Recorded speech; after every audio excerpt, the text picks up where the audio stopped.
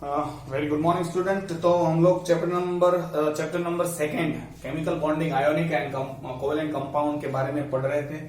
हम लोगों ने कल दोनों बॉन्ड के बारे में पता लगाया है। आयोनिक कंपाउंड आयोनिक बॉन्ड बनाते हैं, उनका कुछ फैक्टर्स हम लोगों ने देखा, उसकी कुछ प्रॉपर्टीज हम लोगों ने देखी, melting point, boiling point, solid structures, density वगैरह। उसके बाद कोवेलेंट कंपाउंड हम लोगों ने देखे कि शेयरिंग ऑफ इलेक्ट्रॉन करते हैं, एक्चुअल ट्रांसफर नहीं करते हैं। उसके बाद हम लोगों ने अलग अलग टाइप से कोवेलेंट कंपाउंड में भी देखा कि दो तरीके से कंपाउंड फॉर्म होते हैं, polar and non polar.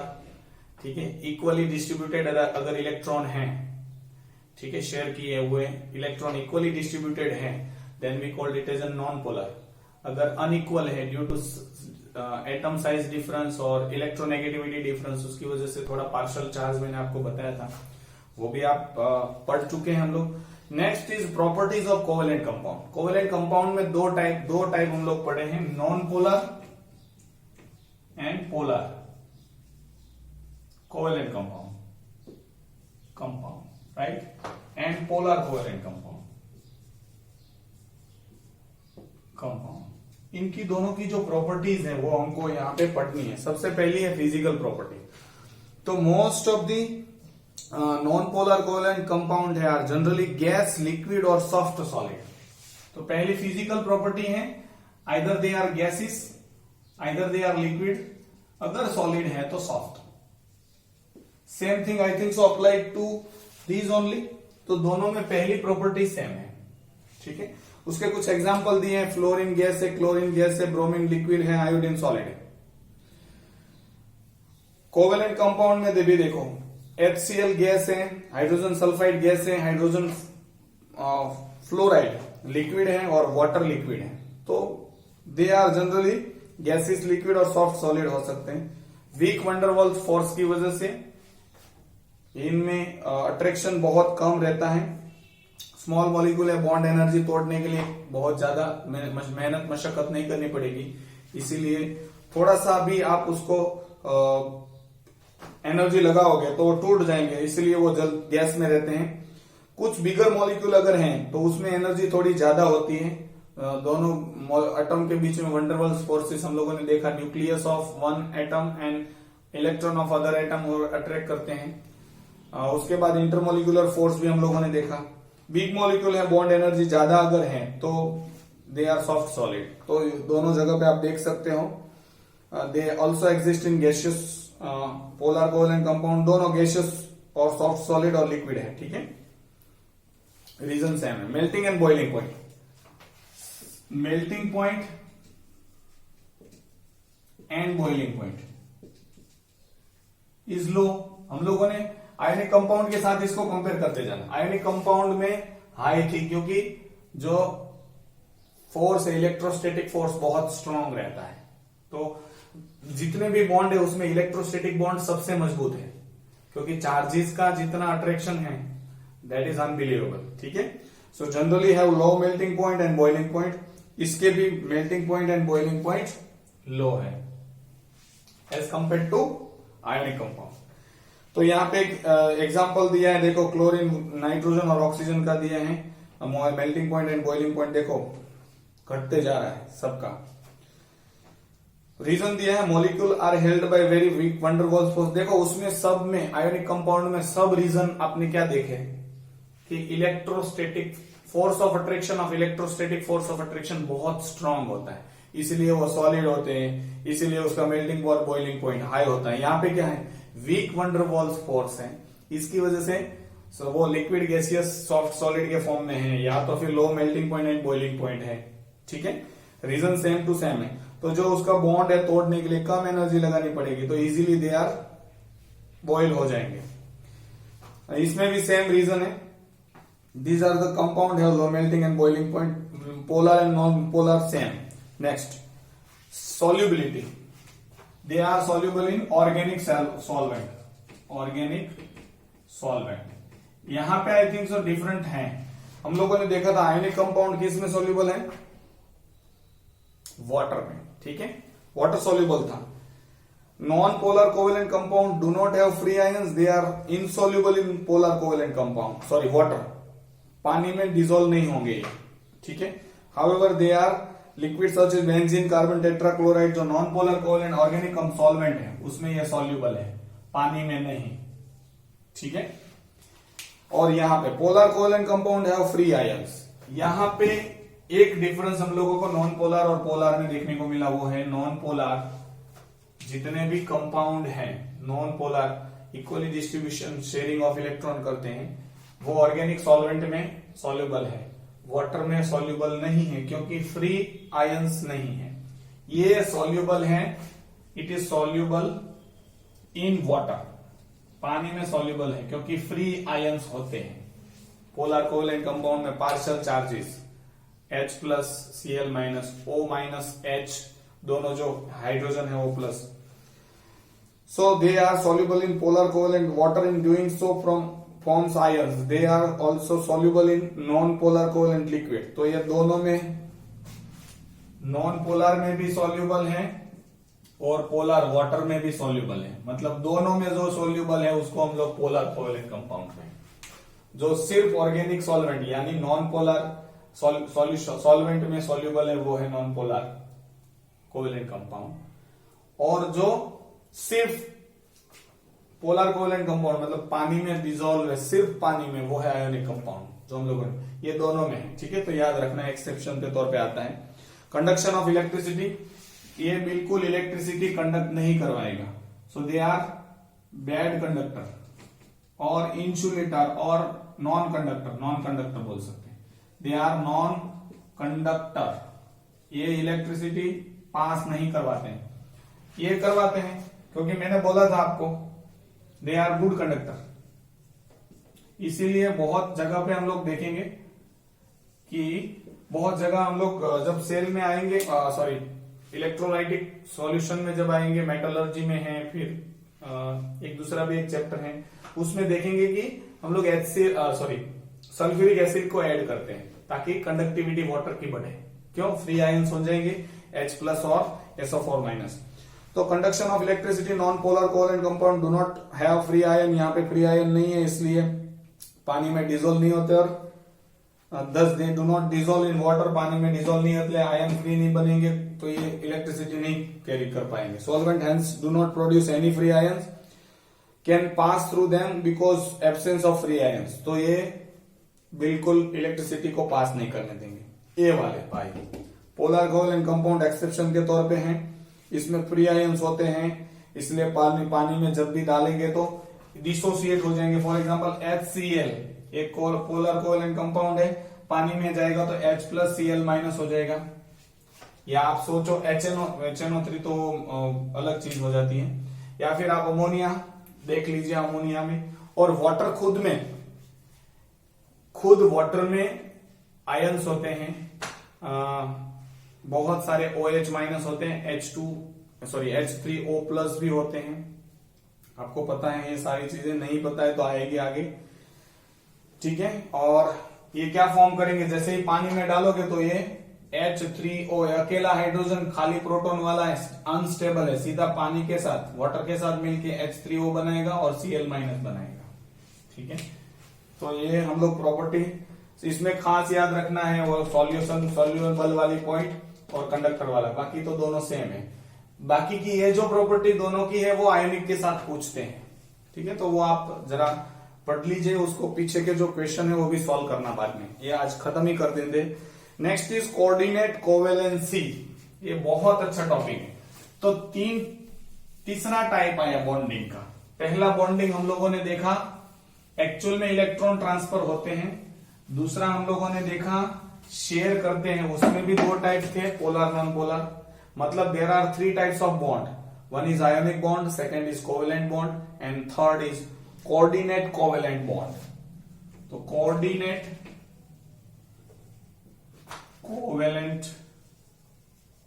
Bond बोलो या यहां पे लिखा है कोऑर्डिनेट वैलेंसी बोलो, coordinate covalent bond one and the same होता है. अब देखो दो केसेस में लेता हूं. अमोनिया क्या करेगा, ये अमोनियम आयन है, तो नाइट्रोजन क्या करेगा, देखो नाइट्रोजन के पास एक फ्री, एक यहां पे, एक यहां पे, एक यहां पे, ये हाइड्रोजन लगेगा, यहां पे भी हाइड्रोजन लगेगा, यहां पे भी हाइड्रोजन लगेगा, ठीक है, यहां पे तक ठीक है। अब जो यहां पे जो इलेक्ट्रॉन पार्टिसिपेट नहीं करते हैं शेयरिंग में, उसको हम लोग लोन पेयर बोलते हैं, लोन पेयर इलेक्ट्रॉन, ठीक है। तो ये लोन पेयर इलेक्ट्रॉन क्या होता है, जब पानी या कोई भी हाइड्रोजन, मैंने अभी बोला ना प्रोटॉन, H प्लस मतलब क्या होता है, प्रोटॉन, क्योंकि हाइड्रोजन के पास एक इलेक्ट्रॉन है, एक प्रोटॉन है, अगर वो एक इलेक्ट्रॉन दे देगा तो उसके पास क्या बचा, सिर्फ प्रोटॉन, इसलिए हाईली अनस्टेबल है। तो ये भाई साहब जो है नाइट्रोजन, ये दयालु होते हैं, ये दोनों अपने इलेक्ट्रॉन इसको डोनेट कर देता है, ठीक है। तो इसको दोनों मिल गए, इनका दोनों शेयर हो गया, तो एक चार्ज प्लस बचता है, तो उसको हम लोग ऐसे लिखते हैं NH4 प्लस। तो एक ये हो गया अमोनियम आयन, और ये जो था वो था अमोनिया, ठीक है, डिफरेंस समझ में आया। Ammonia is NH3, NH4 plus, that is ammonium ion, इसको हम लोग कोऑर्डिनेट वैलेंसी बोलते हैं।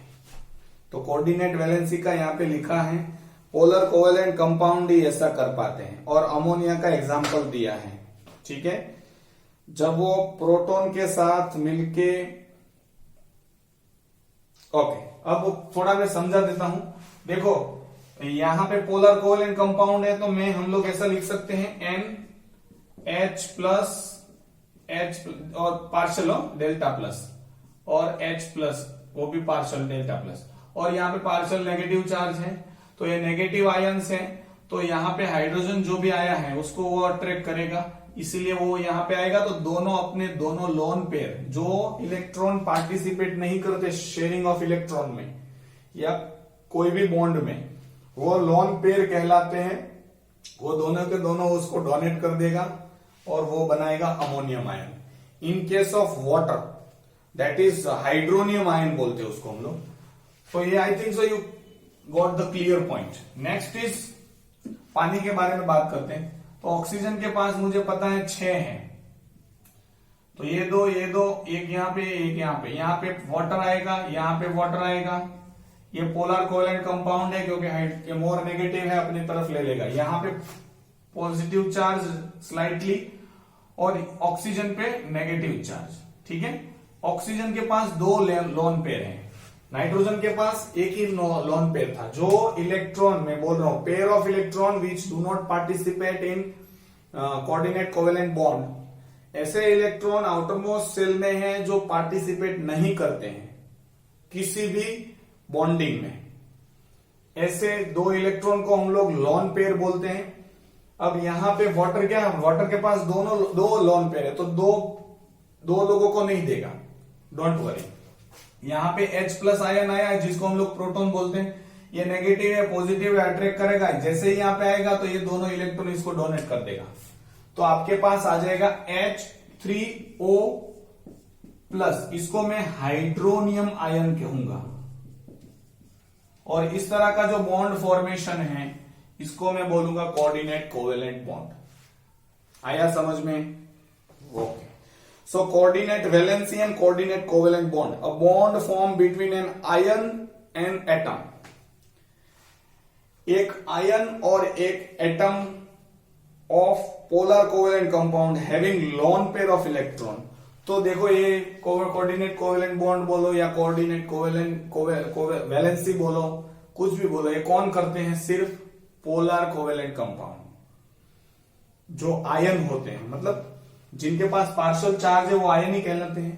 तो एक atom with the charge that is ion, और एक मॉलिक्यूल आप बोल लो उसको ऑफ एक ही मॉलिक्यूल या एक एलिमेंट ऑक्सीजन ही करेगा ये, तो that is such that ion accept the lone pair is called coordinate covalent bond and the valency is called coordinate covalency. I repeat, polar covalent compound का एक एटम जिनके पास lone pair है वो एक ion को अट्रैक्ट करेगा और अपने दोनों लोन पेयर ऑफ इलेक्ट्रॉन इसको डोनेट कर देगा और बॉन्ड फॉर्म होगा। क्यों? चार्जेस है दोनों के बीच में, इसीलिए बॉन्ड फॉर्म होगा और ये दोनों इलेक्ट्रॉन इसको सिर्फ दे देगा lone pair. That type of bonding is known as coordinate covalent bond. ठीक है, लोन पेयर क्या होता है? जो electron, pair of electron which do not participate in covalent bond और आयनिक बॉन्ड, कहीं किसी में भी पार्टिसिपेट नहीं करता, उसको हम लोग लोन पेयर बोलते हैं। तो दो लोन पेयर है तो एक ही दे पाएगा, मैक्सिमम एक ही दे पाएगा, दोनों नहीं देगा। तो in case of hydronium ion, in case of ammonium ion, ये चीज याद रखना। ठीक है, ये पूछते हैं हर बार, इसीलिए आप जरा सोच के इसका ध्यान से रखिए। ठीक है, मैंने दोनों आपको समझा दिया है। सबसे पहला था अमोनिया का एग्जाम्पल और दूसरा था पानी का, हाइड्रोनियम आयन। तो इसको मैं हाइड्रोनियम आयन बोलूंगा, ये याद रखना। इसको मैं अगर NH4 है और प्लस चार्ज है तो मैं इसको अमोनियम आयन बोलूंगा। बच्चों को ये समझ में नहीं आता अमोनिया किसको बोले और अमोनियम आयन किसको बोले। अमोनिया किसको बोलेंगे? NH3, ये अमोनिया है, NH4 प्लस आयन है। ठीक है, ये चीज दिमाग में आप रखना। अब हम लोग जा रहे हैं difference between electrovalent and covalent, मतलब आयोनिक कंपाउंड और कोवेलेंट कंपाउंड के बीच का डिफरेंस हम लोग पढ़ने वाले हैं। राइट, तो आयोनिक कंपाउंड को ही इलेक्ट्रोवेलेंट बोलते हैं, इलेक्ट्रोवेलेंट, और ये कोवेलेंट। वेलेंट का मतलब होता है बॉन्डिंग। ये इलेक्ट्रिक चार्ज की वजह से जो बॉन्डिंग है उसको इलेक्ट्रोवेलेंट, और उसी को हम लोग आयोनिक बोलते हैं। कोवेलेंट मतलब bonding between each other, sharing करके कर रहे हैं, तो कोवेलेंट कंपाउंड। ठीक है, तो ये क्या है? But are aggregate of positive and negative charge. तो ये ट्रू कंपाउंड नहीं है, ये true compound, they are not true compound. तो क्या है ये? Aggregation of ions and molecules, ions. तो ये ट्रू कंपाउंड नहीं है, ये ट्रू कंपाउंड है या ट्रू मॉलिक्यूल है। ठीक है, second, they are usually crystalline solid. ये क्या होते हैं? Crystalline solid. नमक याद रखना, इसमें नमक आता है। ठीक है, तो ये क्या है? Generally they are gaseous liquid, they are in the gaseous state और लिक्विड स्टेट और सॉफ्ट सॉलिड।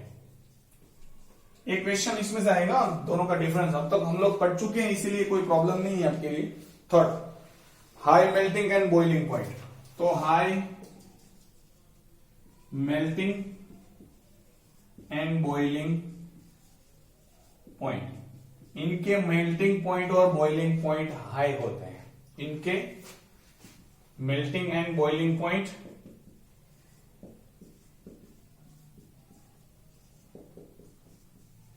लो होते हैं, इसमें पहले लिख लिया होता है। ठीक है, next, they are insoluble in organic solvent. Ionic compound है, इनसॉल्यूबल रहेंगे किसमें? Insoluble in organic solvent. Organic solvent के एग्जांपल मैंने बोले थे बेंजीन, अल्कोहल। ठीक है, ये सारे ऑर्गेनिक कंपाउंड या ऑर्गेनिक सॉल्वेंट कहलाते हैं। इसमें ये डिजोल्व नहीं होंगे। ऑयल, आप नमक को ऑयल में डालो तो डिजोल्व होता है? नो। सो ये वो ऑर्गेनिक सॉल्वेंट है, नमक है वो आयोनिक कंपाउंड है। दे आर सॉल्यूबल, ये सॉल्यूबल है दोनों। इसमें जो दोनों जो हैं ग्रुप है, नॉन पोलर एंड पोलर, दोनों सॉल्यूबल है। Soluble in organic solvent. ठीक है, नेक्स्ट पॉइंट, ये सॉल्यूबल किसमें है? Soluble in water. इसमें दो भाग पड़ेंगे, non polar insoluble in water, polar soluble in water। ये चीज याद रखना, एक्सेप्शन पूरे में। देखो यहां तो पानी में सॉल्युबल है, ये ऑर्गेनिक सॉल्वेंट में इनसॉल्युबल है। ये ऑर्गेनिक में सॉल्युबल है, लेकिन नॉन पोलर है वो इनसॉल्युबल है, पोलर है वो सॉल्युबल है, पोलर दोनों में सॉल्युबल है। ठीक है, तो वो चीज याद रखना। यहां भले लिखा हो इनसॉल्युबल इन वाटर, लेकिन हम लोगों ने पीछे का पॉइंट में देखा था, right. Next, there aqueous solution are good conductor of electricity, they also conduct electricity in the molten state. तो ये इलेक्ट्रिसिटी गुड कंडक्टर, ये कंडक्टर है। कंडक्टर किस में है? एक्वस सॉल्यूशन में। एक्वस मतलब पानी वाला हो या फ्यूज्ड कंडीशन में। फ्यूज मतलब मोल्टन, उसको पिघला दो, इतनी गर्मी दो कि वो पानी बन जाए, नमक, तो इलेक्ट्रिसिटी कंडक्ट करवाएंगे। They are bad conductor of electricity in aqueous solution और fuse state. No direct question इसमें से आपको नहीं पूछेंगे, रिएक्शन आपको नहीं पूछेंगे, सिर्फ अंडरस्टैंडिंग पूछेंगे आपको। ठीक है, बहुत इंपॉर्टेंट टॉपिक है, वो है ऑक्सीडेशन एंड रिडक्शन। मैं सिर्फ एक दो ही वर्ड लिखूंगा, आपको सारा का सारा झमेला समझ में आ जाएगा। मैं दो ही वर्ड लिखता हूं और उसी से पूरा ये आपको समझ में आ जाएगा। ठीक है, और किसका क्या होता है वो भी हम लोग समझेंगे। ऑयल एंड रिग याद रखना है। ऑक्सीडेशन, ऑयल का मतलब क्या होता है? ओ का मतलब oxidation is loss of electron. Electron को लॉस, अब तक आप ऑक्सीडेशन मतलब एडिशन ऑफ ऑक्सीजन और वो पुरानी वाली डेफिनेशन पढ़ते थे। अब आपको क्या करना है? Oxidation is loss of electron, reduction is gain of electron. तो ऑयल रिग याद रखोगे तो आपको सारा समझ में आ जाएगा। अगर पहले हम लोग ऑक्सीडेशन के बारे में ही पढ़ते हैं, चलो। तो मैं यहां पे बोल रहा हूं कि एक एग्जांपल मेरे पास है सोडियम, उसमें से एक इलेक्ट्रॉन माइनस कर दो तो Na+ बन गया। तो इसने क्या किया? एक इलेक्ट्रॉन को लूज किया, तो यहां पॉजिटिव चार्ज आ गया। ठीक है, दूसरा एग्जांपल देखो, नहीं इसमें लेते हैं, चलो। क्लोरीन था, उसमें एक इलेक्ट्रॉन आया तो Cl- हो गया, माइनस चार्ज, मतलब उन्होंने एक्सेप्ट किया, इसलिए reduction is gain of electron, here loss of electron. तो जहां पे माइनस साइन है वो है ऑयल, जहां पे प्लस साइन है वो है रिग। वापस बोलता हूं, ये रिएक्शन में लिखता हूं, आप इसको ऑक्सीडेशन या रिडक्शन बोलेंगे। देखो